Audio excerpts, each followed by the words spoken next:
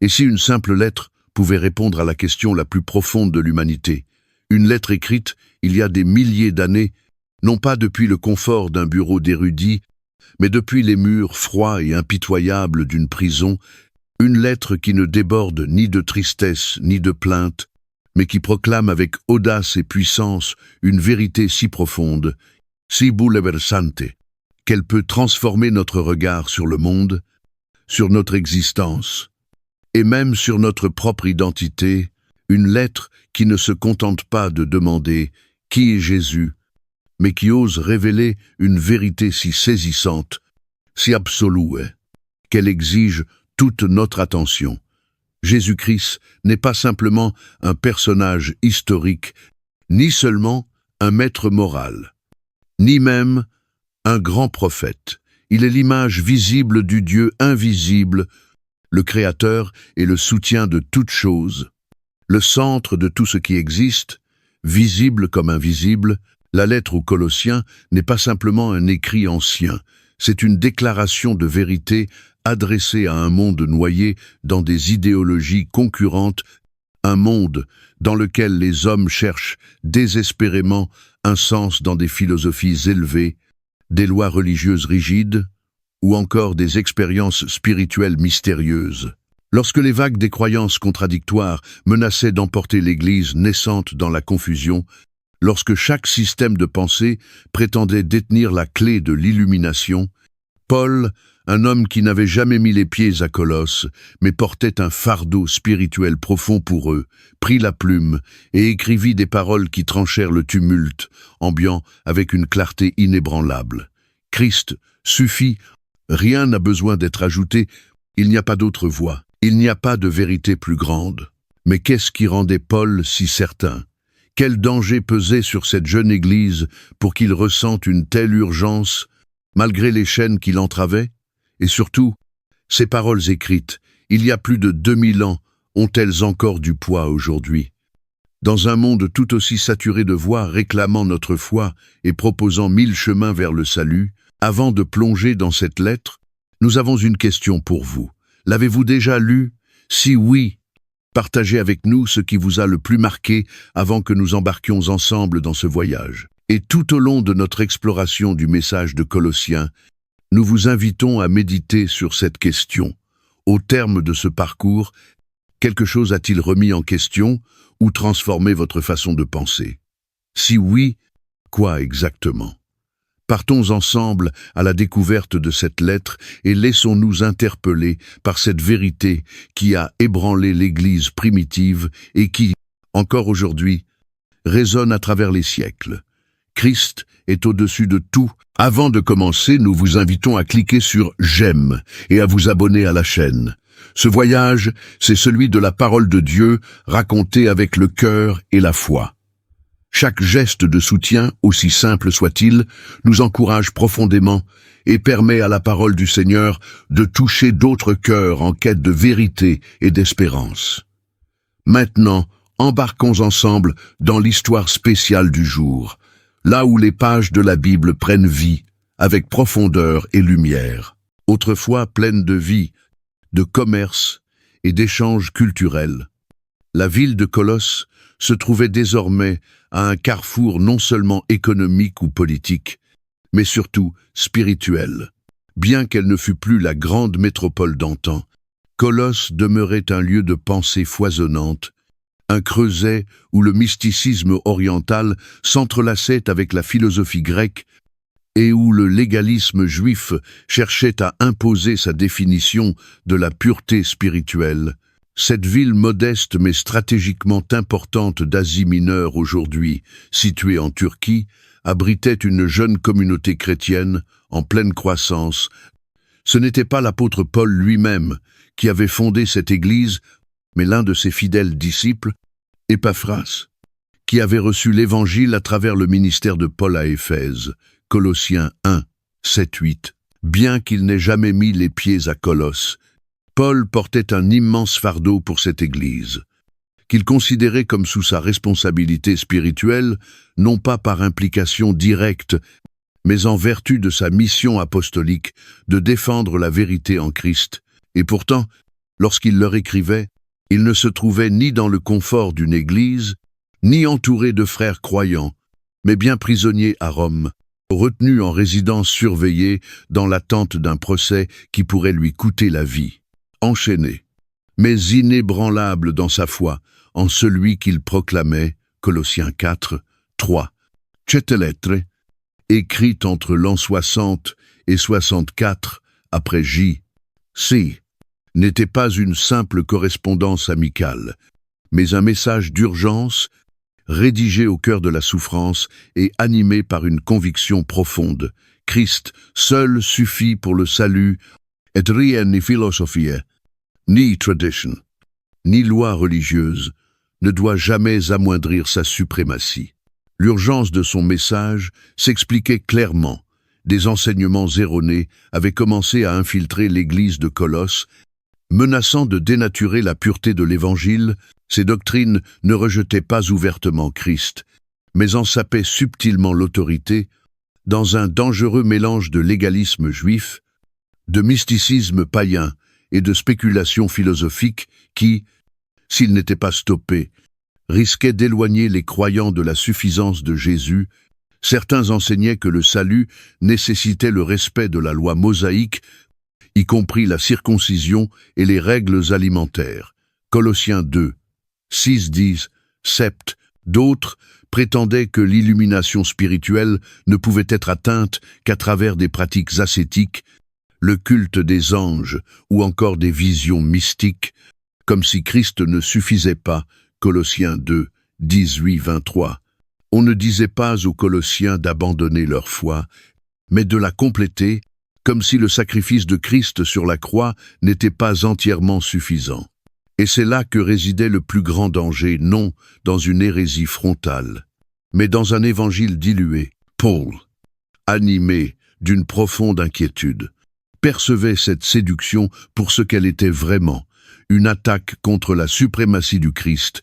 Il savait que si les Colossiens vacillaient, même légèrement, dans leur compréhension de l'identité véritable de Jésus, les fondations mêmes de leur foi seraient ébranlées.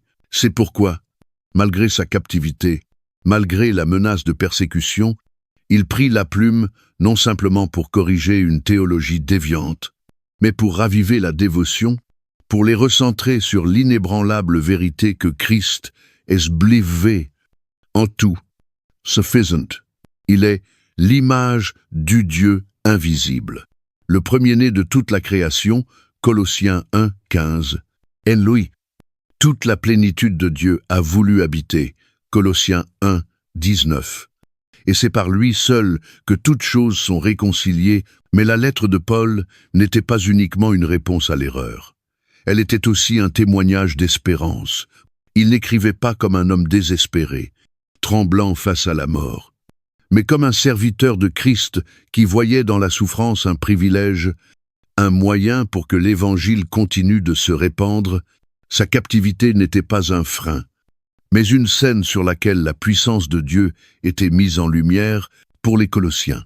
Comme pour tous ceux qui liraient un jour cette lettre, les chaînes de Paul devenaient la preuve que rien sur cette terre, ni les autorités romaines, ni les philosophies trompeuses, ni les oppositions spirituelles, ne pouvaient faire taire le message de la suprématie du Christ.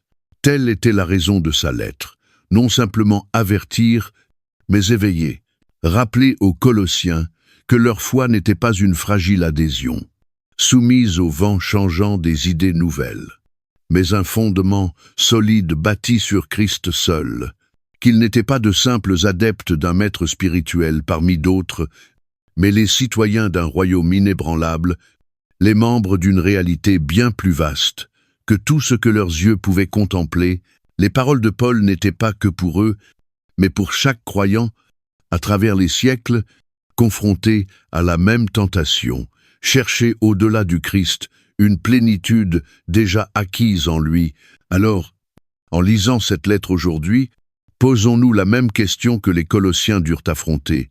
Christ nous suffit-il vraiment, ou bien avons-nous, consciemment ou non, permis aux philosophies, traditions et distractions de notre temps d'occuper dans nos cœurs une place qui ne devrait appartenir qu'à lui, Avant d'aller plus loin, prenons un moment, réfléchissons. Existe-t-il en nous des idées, des influences ou des désirs qui ont insidieusement redéfini notre foi, détournant notre regard de la centralité du Christ? Si tel est le cas, alors les mots de Paul, écrits depuis une prison romaine, il y a près de 2000 ans, résonnent avec une force toujours aussi vive. Prenez garde que personne ne fasse de vous sa proie, par la philosophie et par une vaine tromperie, s'appuyant sur la tradition des hommes, sur les principes élémentaires du monde, et non sur Christ. Colossiens 2, 8. Cette lettre n'est pas seulement un témoignage du passé, elle est un appel à tenir ferme. Dans un monde saturé d'idéologies concurrentes, de normes culturelles changeantes et d'une quête incessante de sens à travers la philosophie, la religion ou la découverte de soi, une vérité demeure, inébranlable et intemporelle. Christ suffit, ce n'est pas simplement une affirmation théologique, ni un dogme à accepter intellectuellement. C'est le cœur battant de la foi chrétienne, l'essence même de ce que signifie connaître Dieu et marcher dans la vérité, et goûter à la véritable liberté. Et pourtant, dès les premiers jours de l'Église, cette vérité fut sans relâche remise en question, non seulement de l'extérieur, mais bien souvent de l'intérieur, alors que des voix s'élevaient, parfois subtilement, parfois avec insistance, pour suggérer que Christ seul ne suffit pas, que le salut et l'accomplissement spirituel nécessitent quelque chose de plus. C'était précisément le danger qui menaçait l'Église de Colosse. Des enseignants aux doctrines douteuses avaient commencé à infiltrer la communauté, introduisant un enseignement qui, sans rejeter ouvertement Christ, en diminuait l'autorité en mêlant l'Évangile à des éléments de légalisme juif, de philosophie païenne et d'expériences mystiques. Ils murmuraient l'existence d'un savoir spirituel supérieur, de rituels et de pratiques ascétiques censés rapprocher davantage les croyants de Dieu, comme si le sang du Christ ne suffisait pas à les réconcilier pleinement. Ils imposaient des restrictions sur les aliments, les boissons, l'observance de fêtes religieuses et les traditions humaines, persuadant certains que leur justice dépendait non seulement de la foi en Christ, mais aussi de leur capacité à se conformer à ces règles externes. Colossiens 2, 6-17.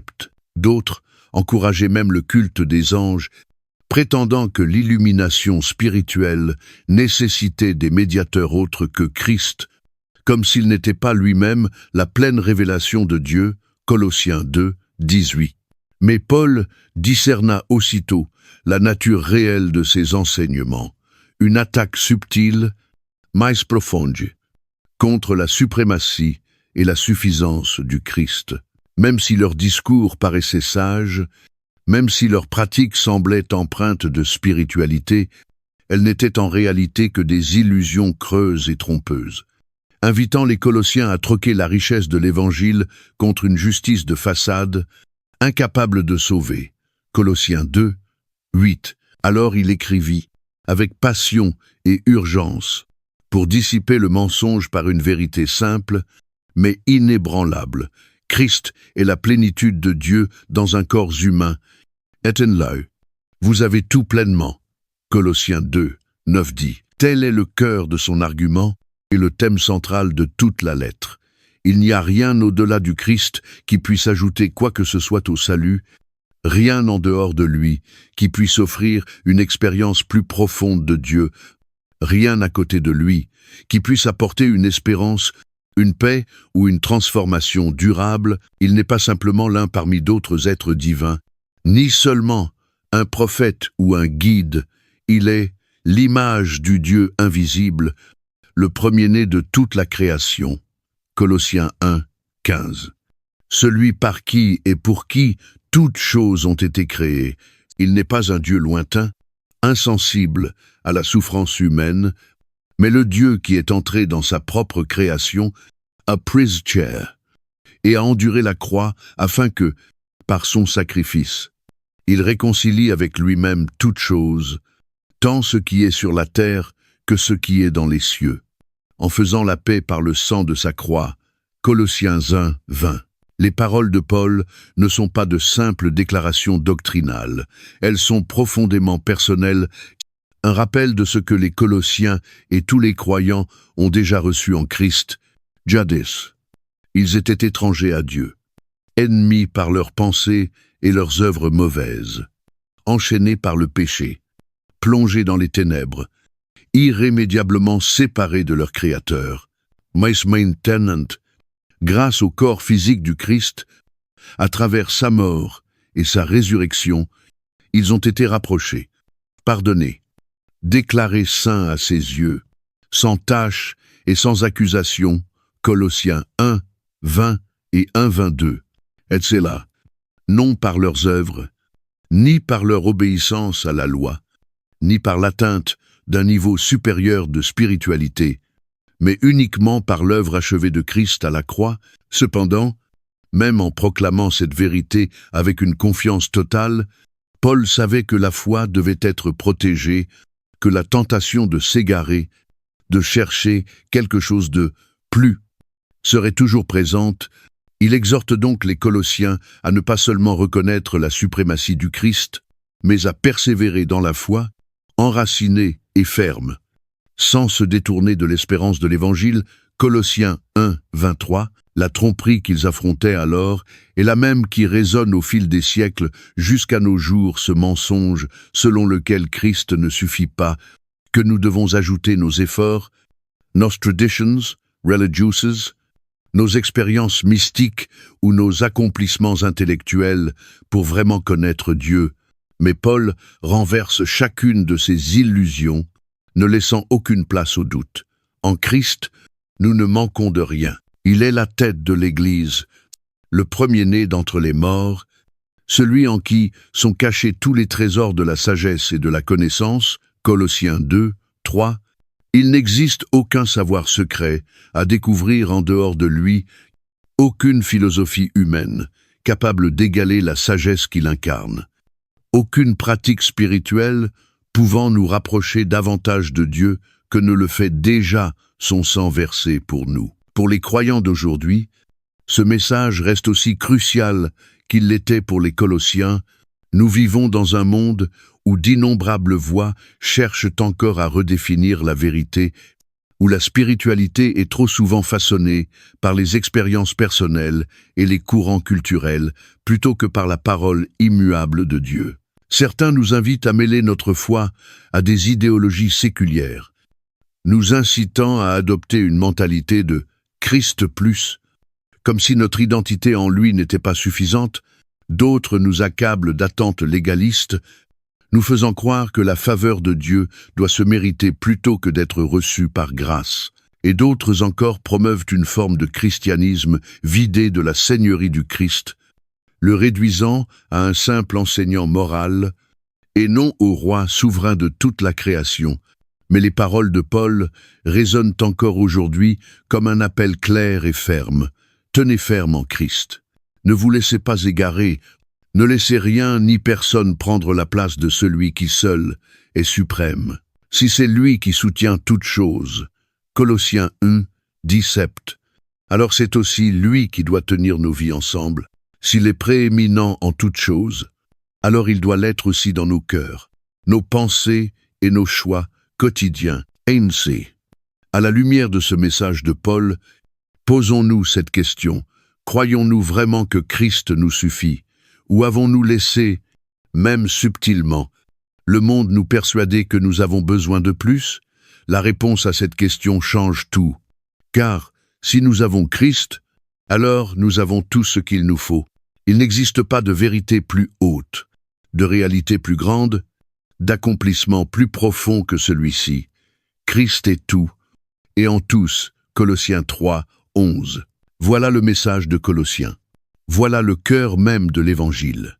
Lorsque Paul ouvre sa lettre aux Colossiens, il ne commence pas par des avertissements pressants, ni par des corrections doctrinales immédiates, et il ne se lance pas non plus d'emblée dans des arguments théologiques complexes ou dans la dénonciation des fausses doctrines qui menacent l'Église.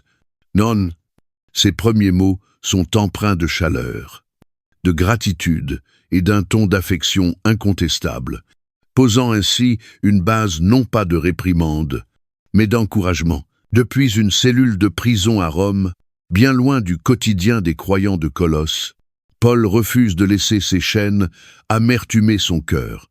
Au contraire, il prend la plume avec un esprit rempli de reconnaissance, tournant son regard non vers sa propre souffrance, mais vers la foi et l'amour dont il a entendu parler au sujet de cette communauté éloignée. Bien qu'il n'ait jamais visité personnellement cette petite église, ses paroles portent le poids de la sollicitude d'un berger, de la fierté d'un père et de la fidélité d'un disciple profondément dévoué au corps de Christ.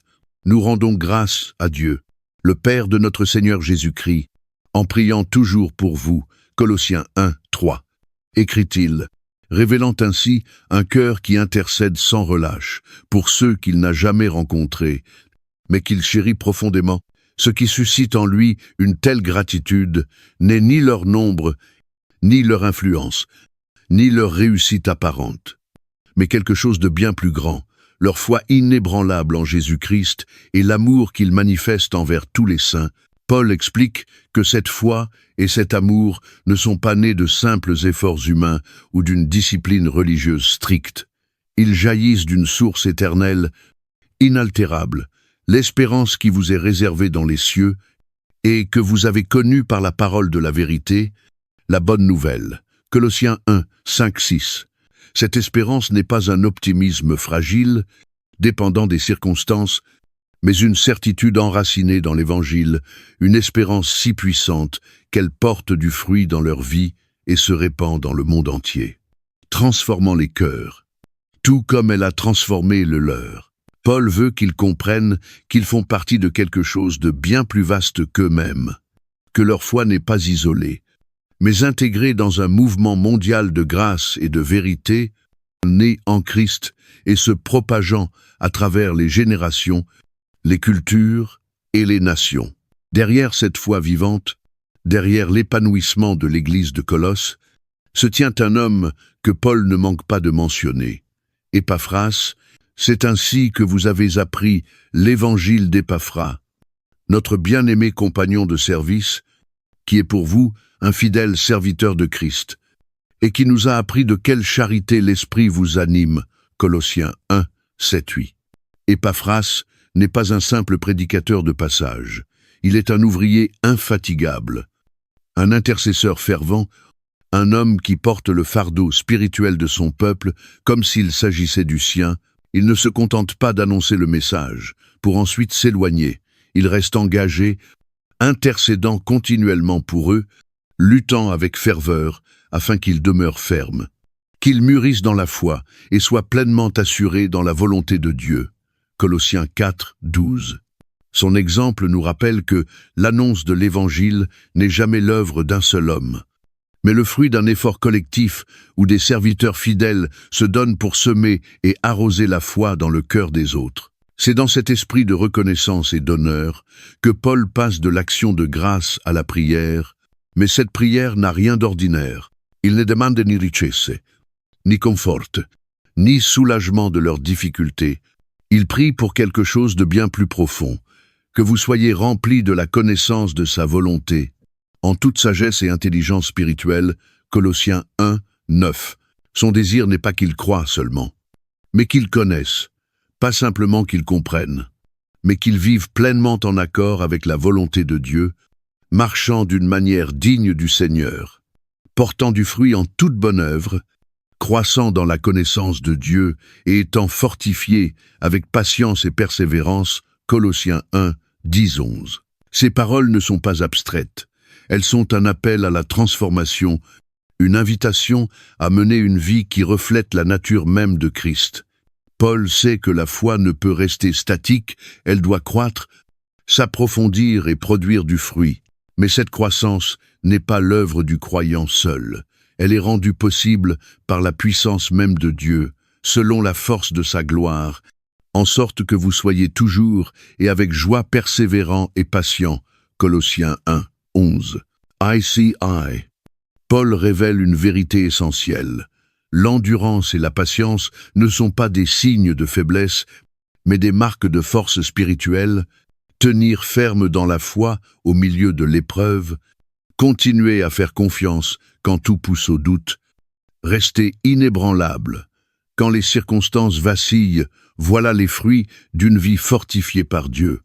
Mais Paul ne termine pas sa prière sur la seule note de la persévérance, il se tourne vers la joie, vers le rappel que la vie chrétienne, bien qu'éprouvée, est aussi remplie d'actions de grâce, car les croyants ont reçu un trésor inestimable, l'héritage des saints, une place dans le royaume de la lumière, une rédemption que l'on ne peut mériter, mais qui a été offerte librement en Christ.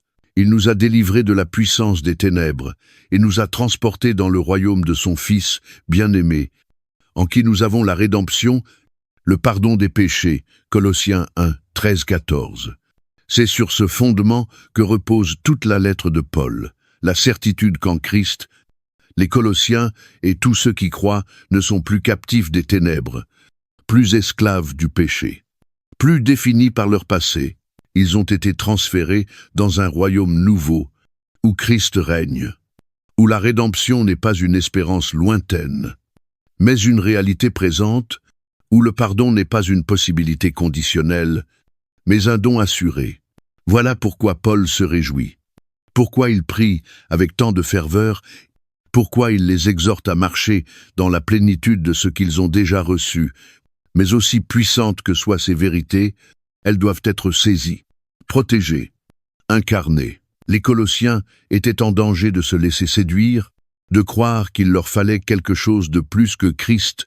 Et ainsi, avant d'entrer dans le cœur de sa lettre, avant de confronter les fausses doctrines, Paul les ancre dans la gratitude, dans la prière, dans l'assurance de ce qu'il possède déjà, car ce n'est que lorsqu'un croyant saisit réellement la profondeur de ce qu'il a en Christ qu'il peut résister à tout ce qui tenterait de le lui ravir. Et nous, en lisant ces paroles aujourd'hui, devons nous interroger à notre tour. Vivons-nous comme ceux qui ont été transportés des ténèbres à la lumière? Ou marchons-nous encore comme si nous étions enchaînés? Comptons-nous sur notre propre sagesse? Ou cherchons-nous la connaissance et l'intelligence que seul l'Esprit peut donner? Endurons-nous avec joie, conscients que notre héritage est assuré, ou vacillons-nous à la moindre épreuve? La prière de Paul pour les Colossiens est aussi une prière pour nous, un appel à reconnaître notre identité en Christ, à marcher d'une manière digne de lui et à puiser notre force dans la puissance qui agit déjà en nous. Ce n'est pas une simple parole d'encouragement.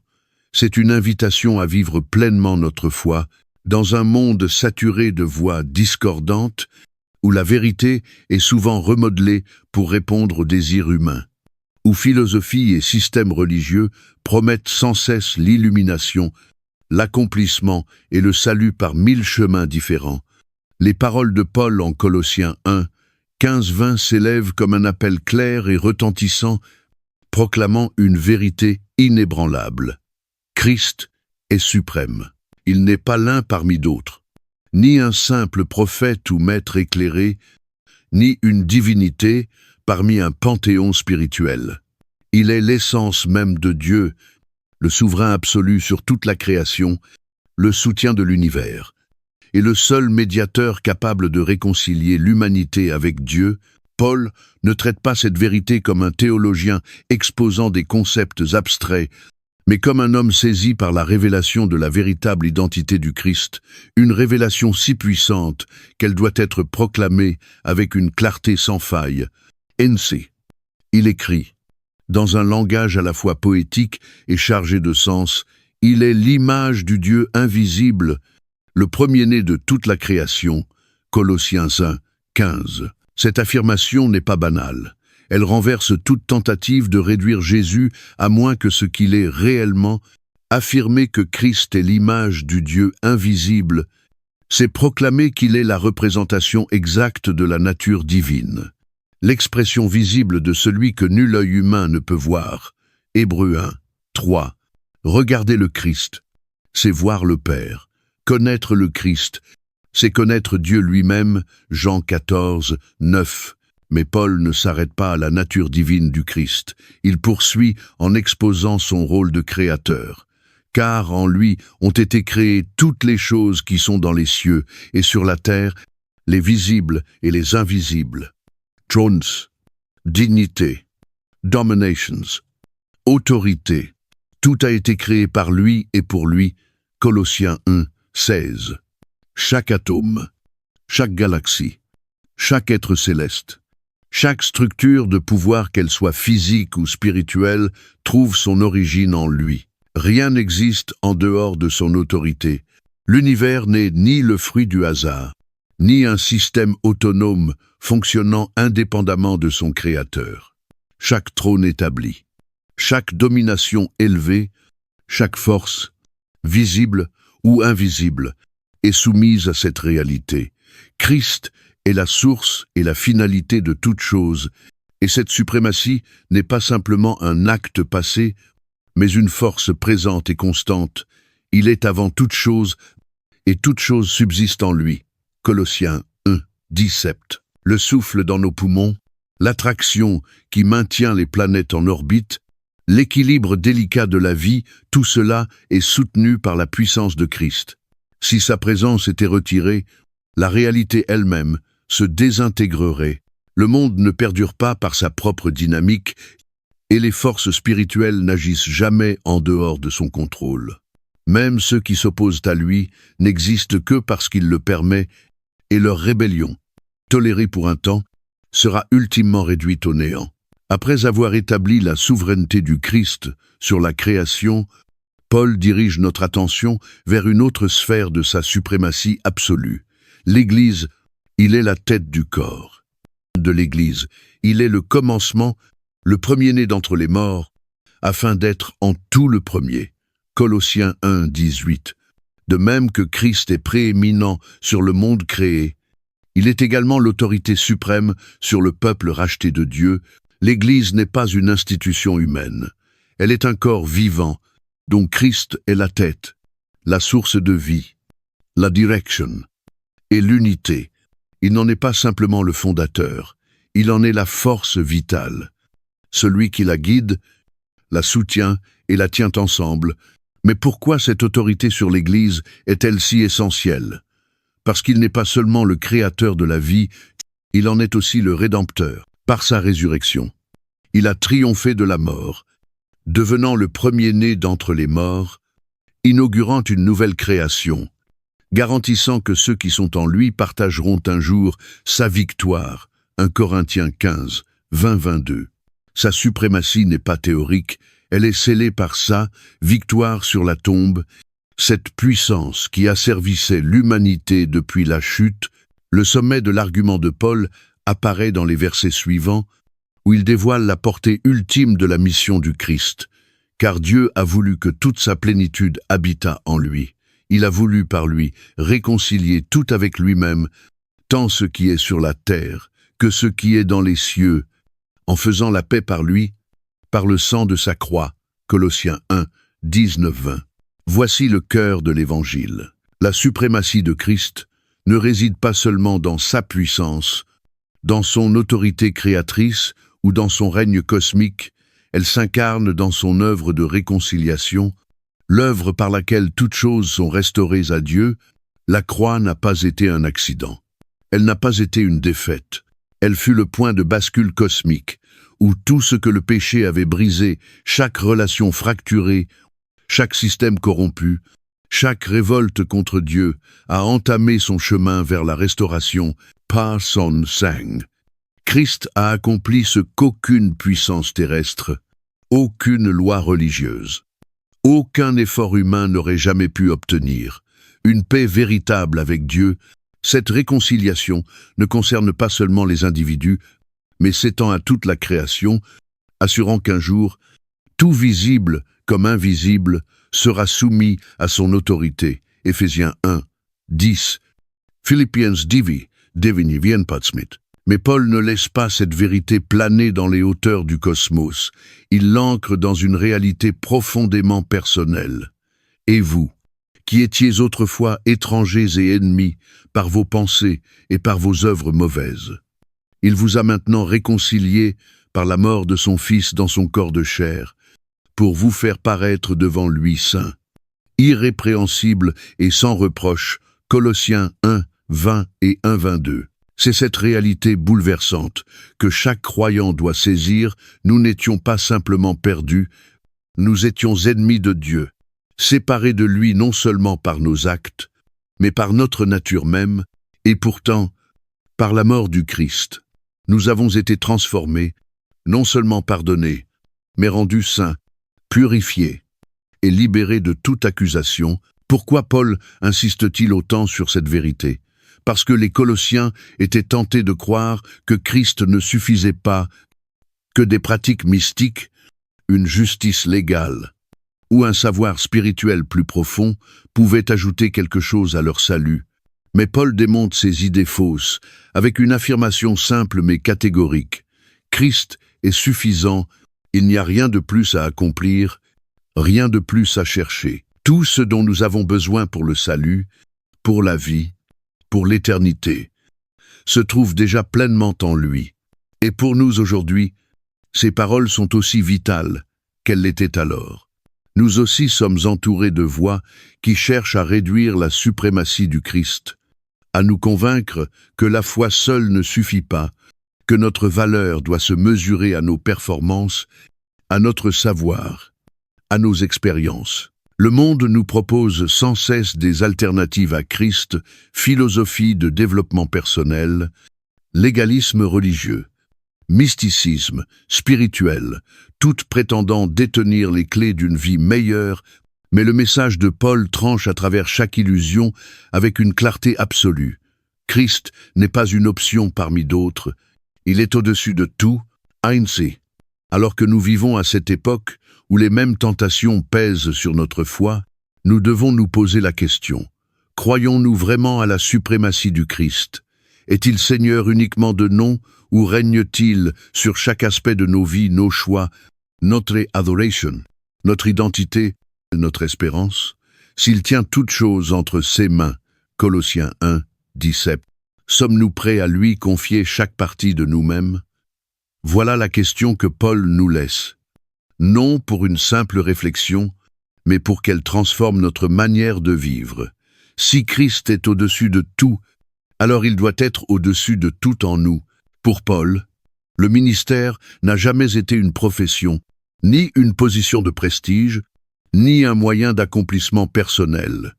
C'était un appel divin qui consumait toute son existence, une poursuite incessante de la proclamation du Christ. Même lorsque cela impliquait la souffrance, la persécution et des épreuves dépassant toute imagination, lorsqu'il écrit aux Colossiens, ce n'est pas depuis la sécurité d'une position d'autorité, ni comme un théologien lointain dictant une doctrine, mais comme un homme portant dans son corps les marques de sa dévotion à l'Évangile, il écrit en tant que prisonnier, enfermé à Rome, privé de liberté. Mais son esprit demeure libre, et sa mission, intacte. Ses chaînes entravent ses mouvements, mais elles ne peuvent pas faire taire le feu du message qui brûle en lui, ni diminuer la passion qui l'amène à se déverser totalement pour l'Église. C'est dans ce contexte que Paul fait une déclaration qui, au premier abord, peut sembler déconcertante. Je me réjouis maintenant dans mes souffrances pour vous, et ce qui manque aux afflictions de Christ, je l'achève en ma chair pour son corps, qui est l'Église, Colossiens 1, 24, pour qui ne connaît pas la théologie de Paul. Cela pourrait laisser entendre que les souffrances du Christ seraient incomplètes, que son sacrifice sur la croix aurait besoin d'être complété par d'autres douleurs. Mais ce n'est pas ce que Paul veut dire. Il ne parle pas d'une quelconque insuffisance dans l'œuvre rédemptrice du Christ, car Jésus lui-même a déclaré « Tout est accompli ». Jean 19, 30. Paul révèle ici une réalité profonde de la vie du serviteur de Christ. Être uni à Jésus, c'est aussi partager ses souffrances, non pour mériter le salut, mais pour participer au prix de la proclamation de l'Évangile. Les souffrances de Paul ne sont pas expiatoires comme celles du Christ, mais elles sont nécessaires à l'avancement de la bonne nouvelle. Le message du salut ne s'est jamais répandu sans opposition, et chaque pas en avant pour le royaume a un prix: persécution, emprisonnement, coups, riots, calomnies. Paul complète. Ce qui manque dans ce sens, il endure, ce qui reste à subir pour tous ceux qui annoncent l'Évangile dans un monde qui le rejette. Ces chaînes, ces cicatrices, ces épreuves ne sont pas des signes de défaite, mais les preuves vivantes de la puissance de l'Évangile et de sa volonté inébranlable de souffrir pour que d'autres puissent connaître le Christ. Mais la souffrance ne définit pas à elle seule le ministère de Paul. Sa mission allait bien au-delà de l'endurance.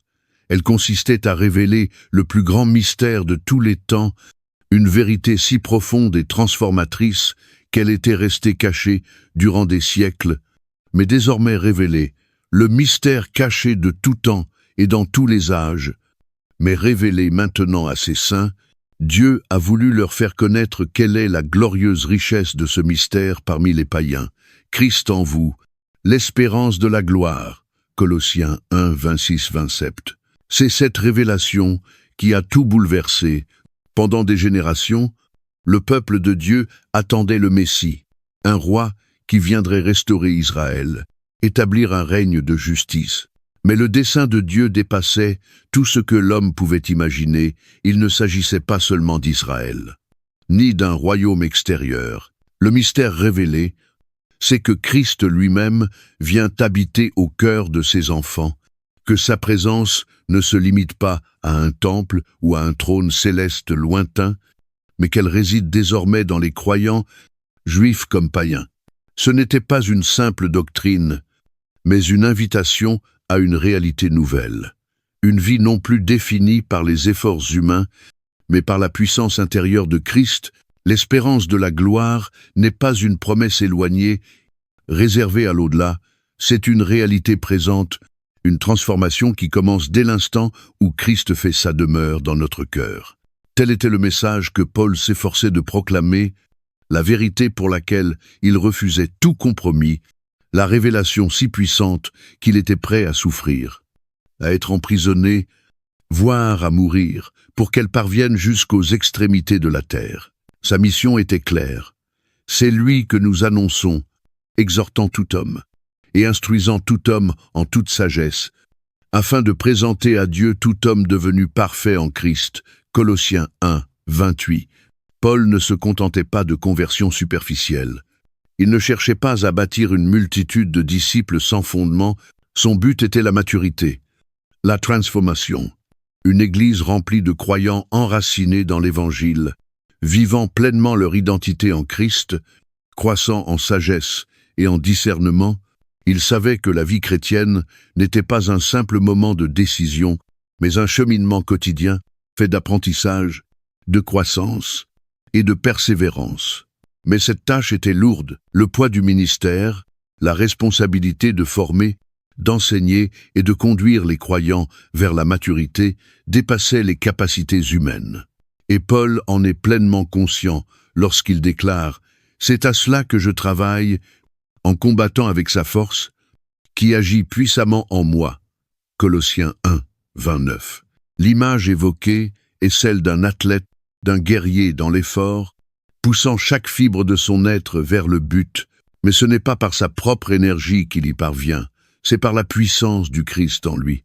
Cette même puissance qui a ressuscité Jésus d'entre les morts et qui maintenant le soutient, l'équipe, le fortifie pour qu'il persévère. Même au prix du sacrifice, l'amour profond de Paul pour l'Église est indéniable. Bien qu'il n'ait jamais rencontré les Colossiens, il les portait dans son cœur, comme il le faisait pour toutes les églises sous sa responsabilité. Ses lettres, ses prières, ses souffrances, tout témoignait de son engagement total à voir les croyants croître dans la foi, à ce qu'ils ne soient pas séduits, ni égarés par des philosophies vaines ou des traditions sans vie, mais fermement enracinés en Christ. Pour nous, croyants d'aujourd'hui, l'exemple de Paul est à la fois un encouragement et un défi. Sa vie nous pousse à nous poser une question essentielle. Jusqu'où sommes-nous prêts à aller pour l'Évangile? Acceptons-nous une foi confortable, sans coup? Ou sommes-nous prêts à lutter, à persévérer, à nous dépenser pour que d'autres découvrent Christ? Avons-nous vraiment saisi cette vérité bouleversante? Christ en nous, l'espérance de la gloire? Ou vivons-nous encore comme si nous devions mériter ce qui nous a déjà été offert gratuitement? Les paroles de Paul nous appellent à aller plus loin, à dépasser une croyance passive. Elles nous invitent à une foi incarnée, à une mission qui mérite d'y consacrer notre vie, à une existence tellement remplie du Christ qu'aucune épreuve, aucune opposition, aucune souffrance ne pourrait faire taire ce cri vibrant. C'est lui que nous proclamons, et nous aussi, alors que nous contemplons le ministère de Paul. Posons-nous cette ultime question: que proclamons-nous de notre vie? Sur quoi notre cœur est-il centré?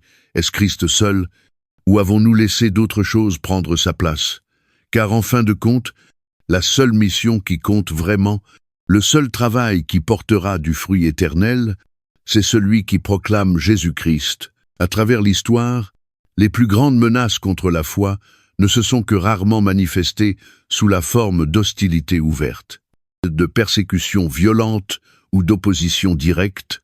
Bien souvent, elles surgissent dans l'ombre, s'infiltrant doucement dans le cœur des croyants par des idées qui paraissent sages, des enseignements qui semblent empreints de spiritualité, et des philosophies qui prétendent offrir une compréhension plus profonde de Dieu.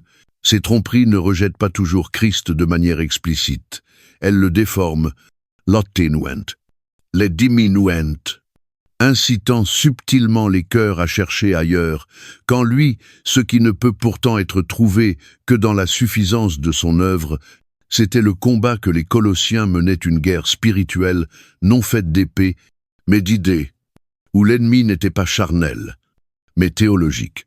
Paul, dans l'urgence d'un berger veillant sur son troupeau, lance une mise en garde dont la portée résonne aujourd'hui avec autant de force qu'il y a 2000 ans. Prenez garde que personne ne fasse de vous sa proie par la philosophie et par une vaine tromperie, s'appuyant sur la tradition des hommes, sur les principes élémentaires du monde et non sur Christ. Colossiens 2, 8. Le choix de ces mots est intentionnel. Il ne met pas seulement en garde contre une pensée erronée. Il dénonce des mensonges capables de faire des captifs, d'enchaîner les esprits, d'engluer les croyants dans une toile d'illusions, les éloignant de la simplicité, de la pureté et de la suffisance totale de l'Évangile. Le danger qui menaçait les Colossiens n'était pas une hérésie unique et aisément identifiable, mais un mélange subtil d'influences diverses qui, entremêlées, formaient un système de pensée, sapant insidieusement la suprématie du Christ. D'un côté, la pression du légalisme juif tentait d'imposer la loi mosaïque aux croyants d'origine païenne, affirmant que la vraie justice exigeait la circoncision, les restrictions alimentaires et l'observation de fêtes religieuses. Paul répond sans détour: en Christ, les croyants ont déjà été circoncis d'une circoncision spirituelle non faite de main d'homme, par la mise à mort de leur nature pécheresse, à travers la mort et la résurrection de Jésus. Colossiens 2, 11-12. Les rituels de l'ancienne alliance n'étaient que des ombres, des signes passagers annonçant la réalité qui s'est pleinement révélée en Jésus. Revenir à ces pratiques comme moyen d'être juste, c'était s'attacher à l'ombre, tout en ignorant la substance. Simultanément, un autre danger plus séduisant s'infiltrait, le mysticisme païen. Certains prétendaient qu'une véritable illumination spirituelle ne pouvait être atteinte que par des pratiques ascétiques, la privation de soi, le culte des anges ou des visions extatiques. Colossiens 2, 18. Ils affirmaient posséder des révélations secrètes, des expériences spirituelles plus profondes, les plaçant au-dessus des autres croyants comme plus saints, plus justes, plus approuvés de Dieu. Mais Paul perce le voile de cette illusion. Il y voit une fausse humilité, un orgueil spirituel déguisé. Ces soi-disant éclairés n'étaient pas rapprochés de Dieu. Au contraire, ils s'étaient détachés de Christ, la tête du corps, la seule source véritable de vie et de croissance. Colossiens 2, 19. Derrière ces deux courants, légalisme et mysticisme, se cachait une même erreur fondamentale: croire que Christ ne suffit pas, qu'il fallait autre chose. des œuvres supplémentaires, des révélations cachées, un effort humain quelconque pour parvenir au salut et à l'épanouissement spirituel, mais la réponse de Paul est sans équivoque, car en lui habite corporellement toute la plénitude de la divinité. Vous avez tout pleinement en lui. Colossiens 2, 9 dit. Il n'existe rien, absolument rien, à ajouter à ce que les croyants possèdent déjà en Christ. Ils n'ont pas besoin de chercher une vérité plus profonde, car Christ est la plénitude de toute vérité. Ils n'ont pas à lutter pour une justice rituelle, car en lui, ils ont été rendus complets. Mais la tromperie ne s'arrête pas à la philosophie ni aux rites religieux. Paul va plus loin et révèle le combat spirituel sous-jacent. L'expression « principes élémentaires du monde » Colossiens 2, 8 suggère que l'origine de ces mensonges n'est pas simplement humaine, mais enracinée dans une réalité invisible, une manipulation orchestrée par des forces spirituelles qui cherchent à éloigner les croyants de Christ depuis le Jardin d'Éden. L'ennemi n'a cessé de remettre en question la parole de Dieu. Genèse 3, 1, 5. Et aujourd'hui encore, il agit à travers des mensonges qui corrompent la simplicité de l'Évangile, faisant croire que la foi seule ne suffit pas. Mais Paul ne se contente pas d'avertir. Il équipe les Colossiens par la vérité, en leur révélant la victoire totale du Christ sur toute autorité qui se dressait contre eux. Il nous a pardonné toutes nos offenses. Il a effacé l'acte dont les ordonnances nous condamnaient. Il l'a annulé en le clouant à la croix. Il a dépouillé les dominations et les autorités et les a livrées publiquement en spectacle, en triomphant d'elles par la croix. Colossiens 2, 13-15. Ce ne sont pas de simples paroles théologiques, c'est une déclaration de victoire. Toute faute a été effacée, toute accusation réduite au silence. Et plus encore, Christ a désarmé les puissances spirituelles, les exposant au grand jour, triomphant d'elles de manière définitive. Pour les Colossiens, et pour nous aujourd'hui, cela signifie une chose. Aucune puissance ne peut encore asservir ceux qui appartiennent à Christ. Toute loi qui nous condamnait a été accomplie en lui. Tout esprit qui cherchait à nous retenir a été vaincu. Toute idée prétendant que Christ ne suffit pas a été dévoilée comme mensonge. C'est pourquoi Paul exhorte que personne donc ne vous juge au sujet du manger ou du boire, ou au sujet d'une fête, d'une nouvelle lune ou des sabbats. C'était l'ombre des choses à venir, mais le corps est en Christ. Colossiens 2, 6, 17. Le message est clair. S'attacher au légalisme, c'est s'accrocher à une ombre, alors que la réalité vivante est déjà venue en Christ. Chercher des expériences mystiques en dehors de lui, c'est s'éloigner de la seule source de vie véritable. Croire qu'il faut ajouter quoi que ce soit à son œuvre, c'est nier ce qu'il a déjà accompli dans sa plénitude. Même aujourd'hui, les tactiques de l'ennemi restent inchangées. Le monde déborde de philosophies, creuses idéologies du développement personnel, qui prétendent que le salut se trouve en soi, systèmes religieux qui réduisent la foi à des règles, mouvements spirituels qui promettent l'illumination loin de Christ. Ces voix ne rejettent pas toujours l'Évangile ouvertement. Elles insinuent simplement que Christ seul ne suffit pas. Pourtant, l'avertissement de Paul reste d'une actualité brûlante. Ne vous laissez pas tromper, tenez ferme en Christ. Alors, posons-nous cette question. Sommes-nous vraiment enracinés en Christ? Ou avons-nous laissé d'autres influences, traditions, raisonnements humains, expériences subjectives, attentes culturelles occuper une place dans notre foi qui ne devrait appartenir qu'à lui? Vivons-nous encore dans l'ombre, alors que la lumière de sa grâce brille déjà pleinement? Les paroles de Paul ne sont pas seulement un avertissement, elles sont un appel à la liberté véritable, à la confiance inébranlable. Dans le Christ, nous avons déjà tout pleinement. La quête du salut est achevée. La lutte pour la justice est terminée. La victoire est remportée. Christ seul suffit. Le croirons-nous? Le vivrons-nous?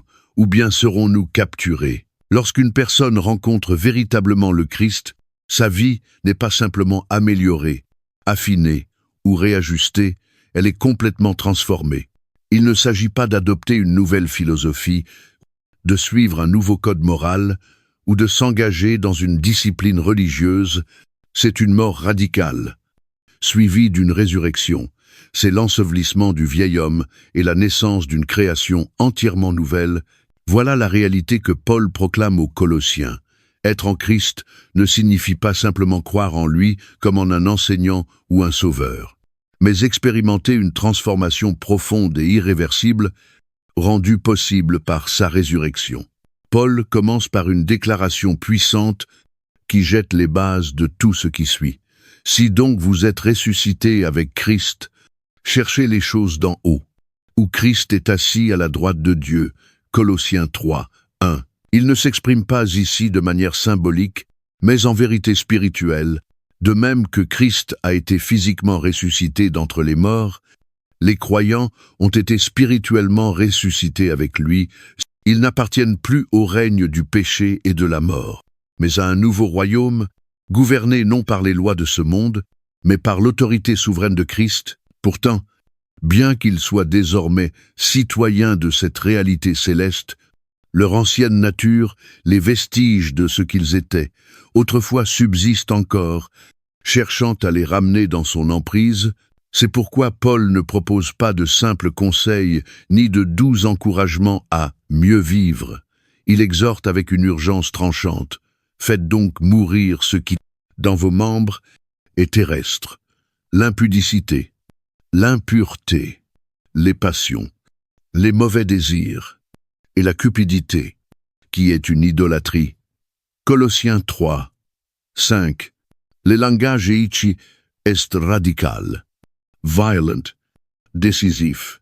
Paul ne demande pas de contenir, de gérer ou d'affaiblir progressivement ses péchés, il ordonne de les faire mourir sans compromis, sans réserve, car le péché n'est pas une faiblesse bénigne à tolérer, mais une force destructrice qui, si elle n'est pas éradiquée, cherche à reprendre son pouvoir.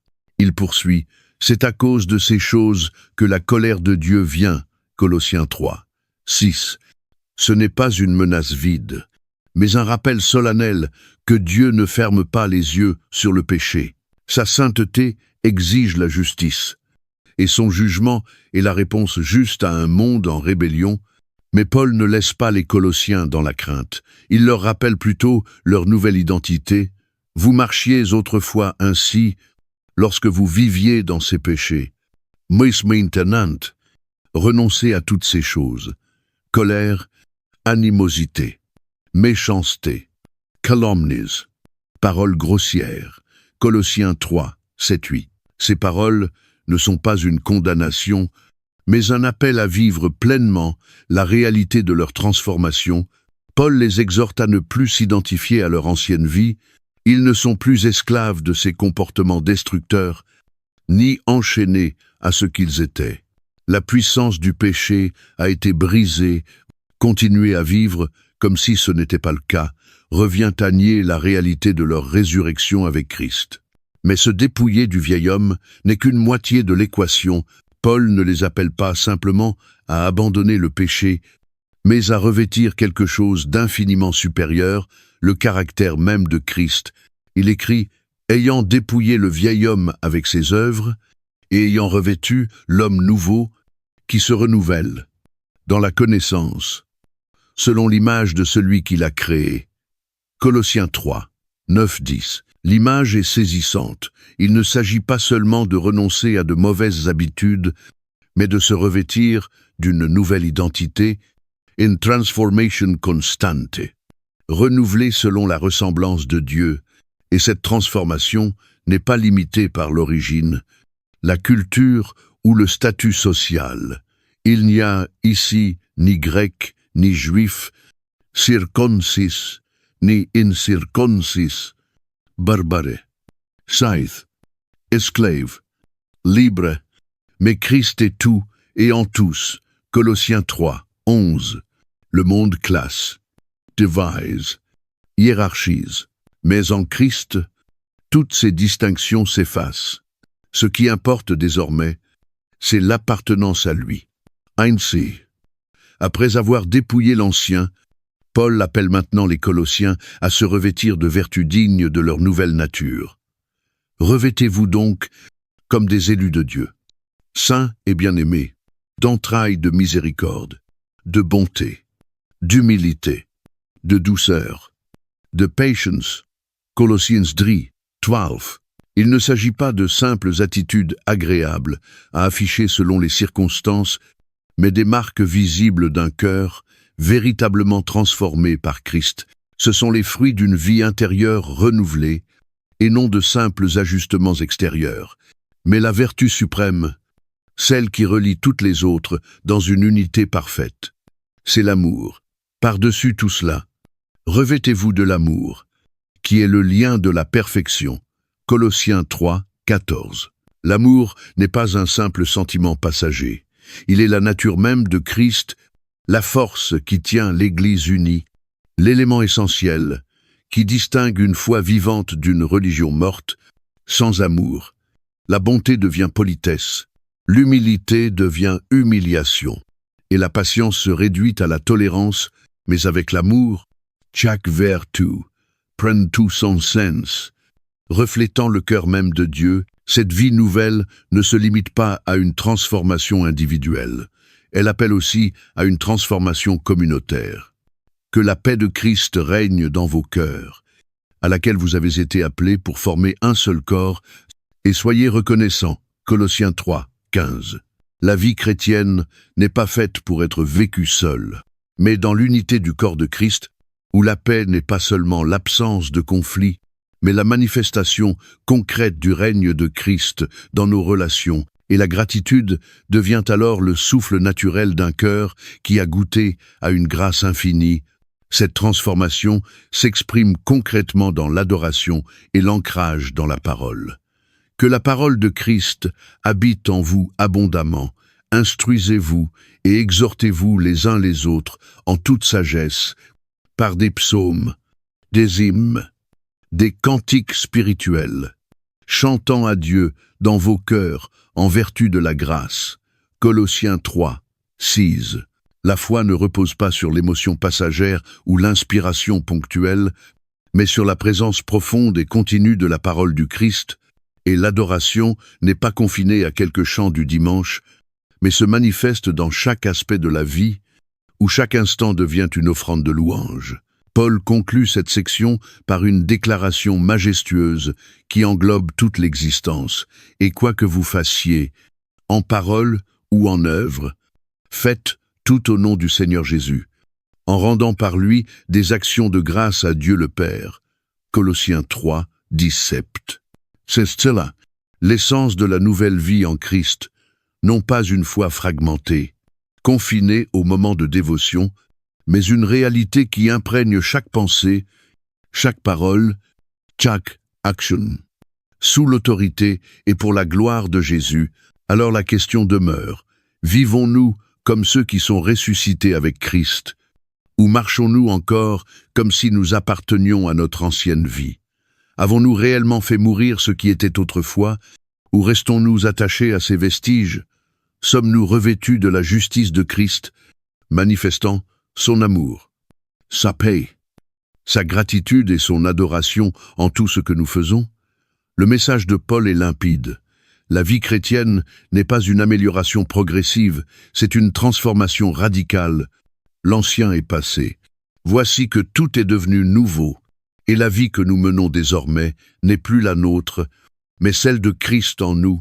Voudrons-nous vivre dans la plénitude de cette vérité?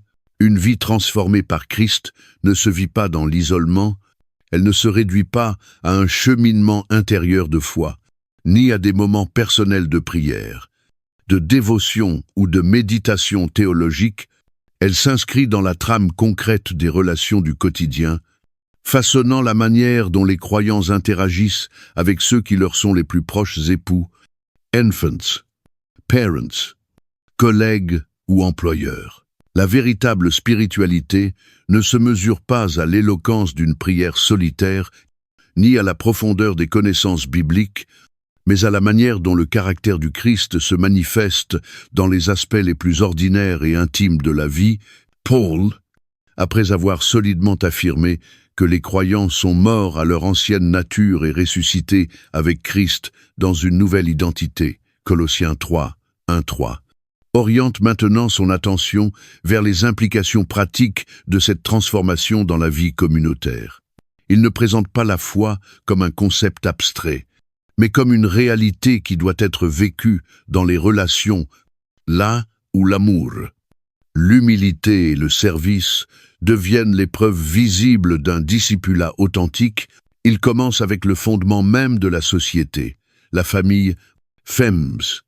Soyez soumises à vos maris, comme il convient dans le Seigneur, Colossiens 3, 18. Dans notre culture contemporaine, le mot « soumission » provoque souvent des résistances car il est fréquemment mal compris comme une demande de servitude ou une porte ouverte à l'oppression, mais Paul ne prône ni la domination ni l'inégalité. Il appelle à une soumission volontaire, centrée sur Christ, une soumission qui reflète la relation entre Christ et l'Église, Éphésiens 5, 22-24. Il ne s'agit pas d'infériorité, mais d'ordre, d'unité et d'amour. Cette soumission biblique n'est pas une obéissance imposée, mais une expression de confiance, de respect et de soutien, enracinée dans une foi vivante en Dieu. Mais Paul ne permet en aucun cas que cette soumission soit pervertie en justification de domination. Il équilibre immédiatement cet appel par une exhortation adressée aux maris. Maris, aimez vos femmes et ne vous aigrissez pas contre elles. Colossiens 3, 19. L'amour dont il parle n'est pas une affection conditionnelle, ni un simple élan romantique. C'est un amour sacrificiel, désinteressé, semblable à celui du Christ. Un amour qui conduit jusqu'à la croix. Un mari qui aime ainsi n'exige pas la soumission. Il la mérite par son engagement constant, sa patience, sa tendresse et sa disposition à renoncer à lui-même pour le bien de son épouse. Dans un tel amour, la soumission n'est pas une contrainte, mais le fruit d'un lien mutuel où chacun cherche à glorifier Dieu en se servant l'un l'autre. Paul poursuit avec une autre relation essentielle, celle entre parents et enfants, infants. Obéissez en toutes choses à vos parents, car cela est agréable au Seigneur. Colossiens 3, 20.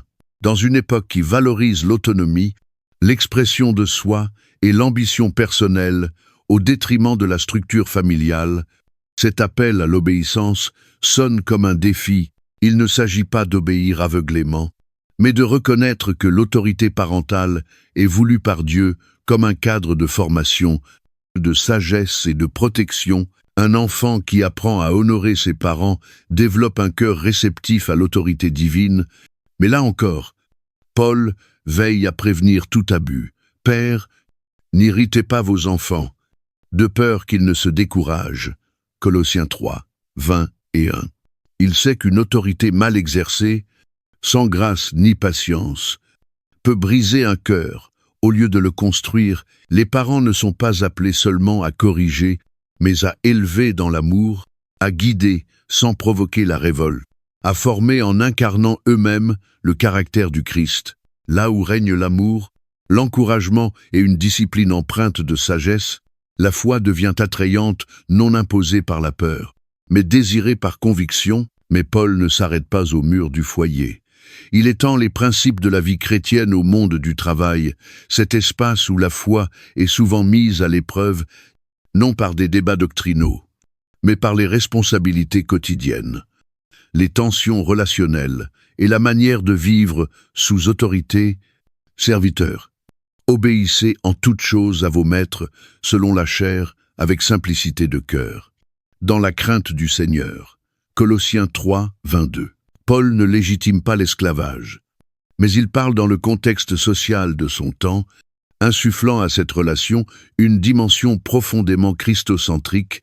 Le travail, quel qu'il soit, devient un acte d'adoration, non un simple moyen de subsistance, mais un service rendu à Dieu, Tout ce que vous faites, faites-le de bon cœur, comme pour le Seigneur et non pour des hommes. Vous savez que vous recevrez du Seigneur l'héritage pour récompense. Servez Christ, le Seigneur. Colossiens 3, 23-24. C'est une parole révolutionnaire. Elle élève le travail quotidien au rang de vocation divine. Chaque tâche, chaque effort, devient un culte rendu à Dieu. Et chaque acte d'intégrité, une louange silencieuse. Mais Paul n'ignore pas le danger d'abus dans les structures d'autorité. Il s'adresse ensuite au maître. Maître, accordez à vos serviteurs ce qui est juste et équitable, sachant que vous aussi, vous avez un maître dans le ciel. Colossiens 4, 1. La position de leader, que ce soit au travail, à la maison ou dans l'Église, n'est jamais un droit à exploiter, mais une responsabilité à exercer à l'image du Christ, avec justice, bonté et humilité. Tout dirigeant chrétien est redevable devant Dieu, juge parfait, qui ne fait exception de personne. Ce que Paul décrit ici ne se limite pas à une liste de règles domestiques ou à un code éthique professionnel. C'est une vision radicale d'une communauté transformée par l'Évangile. Il nous appelle à considérer chaque relation mariage, parentalité, travail, non comme séparée de notre foi, mais comme l'espace même où elle s'éprouve et se révèle. La foi chrétienne ne se vit pas dans le secret d'une chambre, mais dans la lumière des interactions quotidiennes, dans l'amour vécu, dans le service rendu, dans l'humilité manifestée. Alors, la question demeure. Christ règne-t-il réellement sur chaque aspect de nos relations? Lui avons-nous remis nos foyers, nos mariages, notre rôle de parents, notre manière de travailler? Aimons-nous? Avons-nous? Dirigeons-nous d'une manière qui reflète son cœur? Le message de Paul est limpide. La foi véritable ne se limite pas au culte, au discours ou aux méditations silencieuses. Elle s'incarne dans la maison, dans l'atelier, dans chaque conversation, chaque décision. Le signe d'une vie réellement transformée ne se trouve pas seulement dans ce que nous croyons, mais dans la façon dont cette foi transforme notre manière d'aimer, de servir, de vivre avec les autres. Sommes-nous prêts à refléter Christ dans chacune de nos relations? Une foi véritablement vivante ne peut demeurer silencieuse ou stagnante. Elle doit respirer, se mouvoir, agir. Elle doit s'exprimer dans la communion avec Dieu par la prière et se manifester au dehors par le témoignage. La vie chrétienne n'est pas un état passif de croyance, mais une participation active à l'œuvre rédemptrice de Dieu, une vie de dépendance constante à la puissance divine et d'engagement permanent à faire connaître Christ. Alors qu'il approche de la conclusion de sa lettre aux Colossiens, Paul oriente leur regard vers deux dimensions essentielles de la marche spirituelle: la puissance de la prière et la responsabilité du témoignage. L'une est la ligne de vie qui ancre l'âme dans la présence de Dieu. L'autre est l'expression visible de cette connexion divine, la proclamation de la vérité, dans un monde qui a désespérément besoin du salut. Paul commence par un impératif qui résume toute l'essence d'une foi vibrante. Persévérez dans la prière. Veillez-y avec action de grâce. Colossiens 4, 2. Il ne s'agit pas ici d'un conseil facultatif ou d'un encouragement à prier lorsque cela nous arrange, mais d'un appel à une persistance continue, d'un engagement à demeurer fermement ancré dans la communion avec Dieu. Quelles que soient les circonstances, le mot « persévérer » implique un niveau de dévotion qui dépasse la routine. La prière ne doit jamais être reléguée au rang de simple rituel ou d'obligation religieuse, mais intégrée au rythme vital de l'existence, orientant sans cesse le cœur du croyant vers la volonté de Dieu. Mais Paul ne parle pas de prière en termes vagues ou généraux. Il en souligne deux traits essentiels de Paul. Elle doit être vigilante, une veille spirituelle, une conscience attentive, une sensibilité au mouvement de Dieu et aux ruses de l'ennemi. La prière n'est pas une simple liste de requêtes, mais une position de combat, une attitude de discernement face aux dangers invisibles et à la tentation de l'indifférence. 1 Pierre 5, 8. Ensuite, elle doit être remplie de reconnaissance, non seulement demande d'intervention divine, mais offrande de gratitude, reconnaissance humble que Dieu répond toujours, selon sa sagesse, parfois au-delà de notre compréhension. 1 Thessaloniciens 5, 6, 18. Paul élargit ensuite l'horizon de la prière au-delà des préoccupations personnelles. Priez en même temps pour nous, afin que Dieu nous ouvre une porte pour la parole, en sorte que nous annoncions le mystère de Christ, pour lequel je suis dans les chaînes. Colossiens 4, 3. Voilà un homme emprisonné, incertain de son avenir, mais qui ne demande ni libération, ni confort, ni soulagement.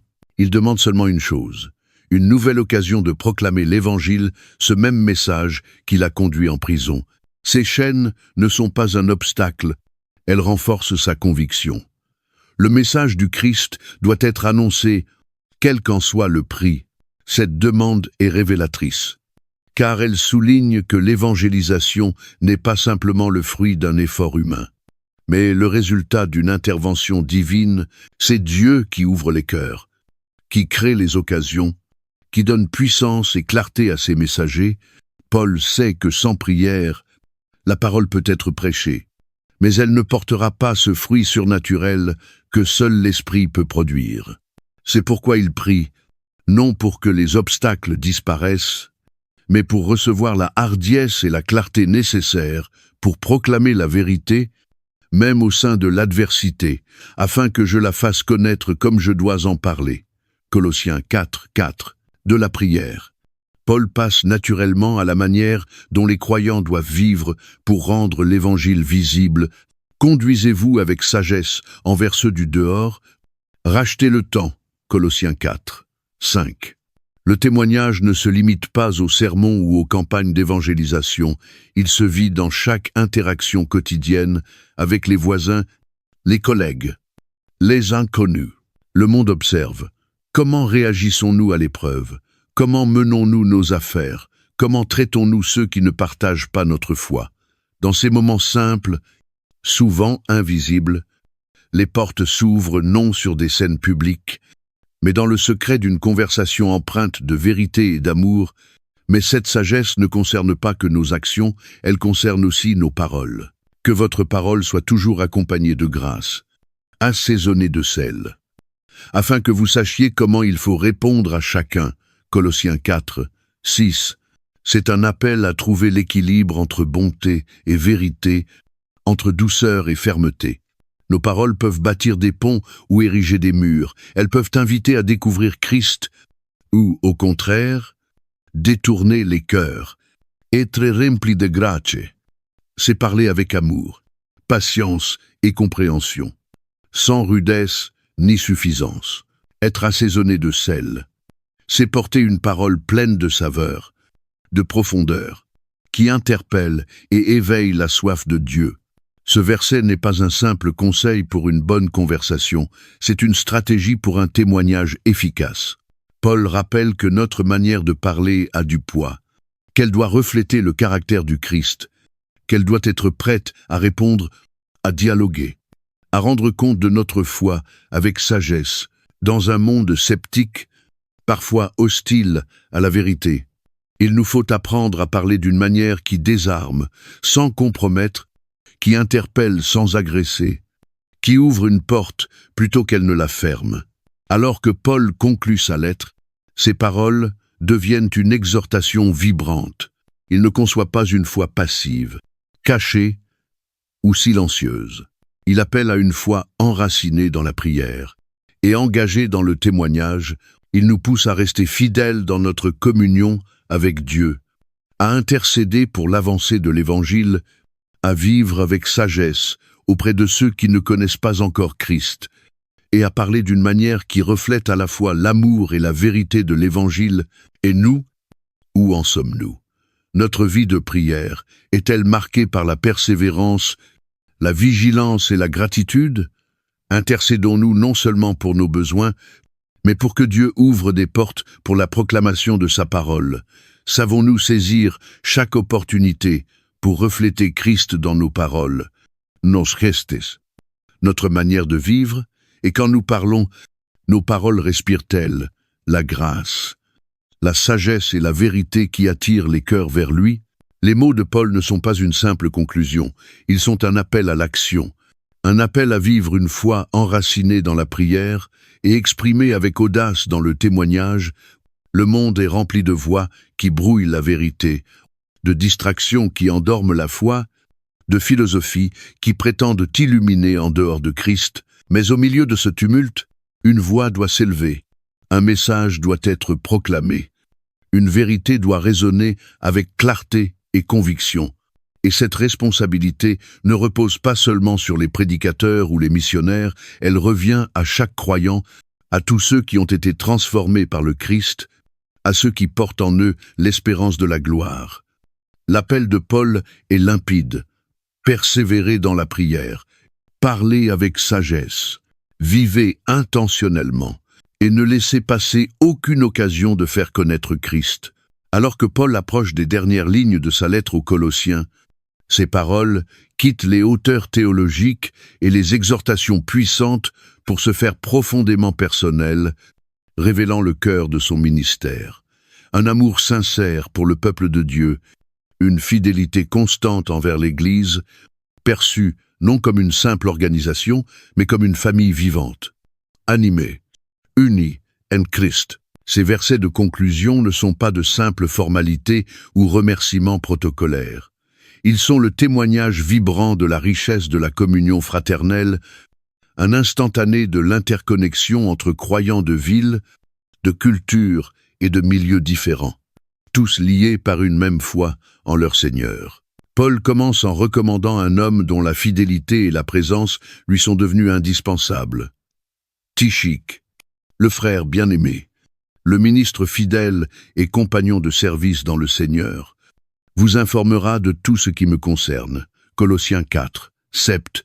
Tychik n'est pas un simple messager, il est un frère de confiance, un soutien loyal. Quelqu'un qui a partagé les épreuves et le zèle de Paul, il ne transporte pas seulement un parchemin, mais aussi l'esprit et l'intention du message apostolique. Sa mission est aussi pastorale que logistique, fortifier les Colossiens, leur communiquer l'amour et l'engagement de Paul à leur égard. À ses côtés se trouve un autre homme, dont la simple mention est un témoignage à la puissance transformatrice de l'Évangile. Il vient avec Onésime, le fidèle et bien-aimé frère, qui est des vôtres. Ils vous informeront de tout ce qui se passe ici. Colossiens 4, 9. Onésime n'est pas qu'un compagnon de voyage, c'est un ancien esclave en fuite, qui, par la providence divine, a rencontré Paul, entendu l'Évangile, et est devenu une nouvelle créature en Christ. Il revient maintenant non comme un fugitif, mais comme un frère, plus défini par son passé, mais par son identité en tant qu'enfant de Dieu. Philémon 1, 10-16. Sa présence est une déclaration silencieuse mais puissante. En Christ, les barrières tombent, et la rédemption est toujours possible. Les salutations se poursuivent, tissant un tableau de noms qui représente chacun une histoire de foi, de persévérance, de service. Aristarque, mon compagnon de captivité, vous salue, ainsi que Marc, le cousin de Barnabas, au sujet duquel vous avez reçu des instructions. S'il vient chez vous, accueillez-le. Colossiens 4, 10. Aristarque est bien plus qu'un collègue. Il est un compagnon d'épreuve, solidaire même dans les chaînes. Quant à Marc, autrefois source de conflit avec Paul, acte 15, 37-39, il est ici restauré, réconcilié, réintégré dans le service. Quelle grâce! Paul nous rappelle qu'aucun serviteur de Dieu n'est au-delà de la restauration et que l'échec d'hier peut devenir la fidélité de demain. Il mentionne encore Jésus, appelé Justus. Ils sont les seuls d'entre les circoncis à collaborer avec moi pour le royaume de Dieu. Ils ont été pour moi un sujet de consolation. Colossiens 4, 11. En ces quelques mots se cache une vérité précieuse. Bien que Paul soit l'apôtre des nations, il n'a jamais cessé de porter un fardeau pour son propre peuple, Israël. Dans un contexte où beaucoup de Juifs rejetaient son message, ces quelques hommes fidèles étaient un baume pour son âme. Parmi tous ces noms, celui d'Épaphras brille d'un éclat particulier. Épaphras, qui est des vôtres, vous salue. Serviteur de Christ Jésus, il combat toujours pour vous dans ses prières, afin que vous teniez bon. Deveniez parfait et pleinement assuré dans toute la volonté de Dieu. Colossiens 4, 12. Il ne prie pas par habitude, mais il lutte en prière. Il ne cherche pas leur confort, mais leur maturité, leur stabilité, leur obéissance. Son exemple interpelle, intercédons-nous avec la même intensité pour nos frères et sœurs, ou nos prières restent-elles centrées sur nos propres besoins? Paul poursuit avec tendresse. Luc, le médecin, bien-aimé, vous salue. Colossiens 4, 14. Cet homme discret allait devenir l'auteur inspiré de l'Évangile qui porte son nom, ainsi que du livre des Actes. Sa mention rappelle la beauté de la diversité des dons dans le corps de Christ. Certains prêchent, d'autres plantent, d'autres écrivent. Chacun est essentiel. Mais Paul ajoute aussi une note plus grave. Demain vous salue. Colossiens 4, 14. À ce moment-là, Demas est encore dans le cercle apostolique, mais plus tard, Paul écrira avec tristesse qu'il l'a abandonné par amour pour le siècle présent. 2 Timothée 4 dit « Cette simple mention est un avertissement discret. Commencer la course ne garantit pas de la finir, la fidélité est un combat constant, et les attraits du monde peuvent détourner même les plus engagés. S'ils ne restent pas enracinés en Christ, Paul adresse encore ses salutations aux frères de Laodicée, à Nympha, et à l'Église qui se réunit dans sa maison, Colossiens 4, 15. Ce détail rappelle que l'Église n'était pas bâtie sur des institutions grandioses, mais sur la foi vivante de croyants ordinaires qui ouvraient leur maison, leur cœur et leur vie pour faire rayonner l'Évangile. Puis il donne cette consigne précieuse. Lorsque cette lettre aura été lue chez vous, faites en sorte qu'elle soit aussi lue dans l'Église des Laodicéens. Lisez aussi celle qui vous viendra de Laodicée. Colossiens 4, 16. Dès les débuts de l'Église, la parole de Dieu était au centre de la vie communautaire. Elle n'était pas destinée à rester cachée ou confinée, mais à être partagée, circulée, vécue ensemble. Enfin, Paul conclut sur une note profondément personnelle. Moi, Paul, je vous salue de ma propre main. Souvenez-vous de mes chaînes. Que la grâce soit avec vous.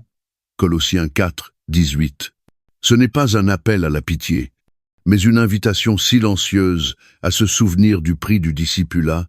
Ces chaînes sont le sceau visible de la valeur de l'Évangile, de l'amour de Christ, de la mission qui vaut tous les sacrifices, et pourtant, il ne termine pas sur la souffrance, mais sur la grâce, cette grâce inébranlable qui soutient, fortifie et unit.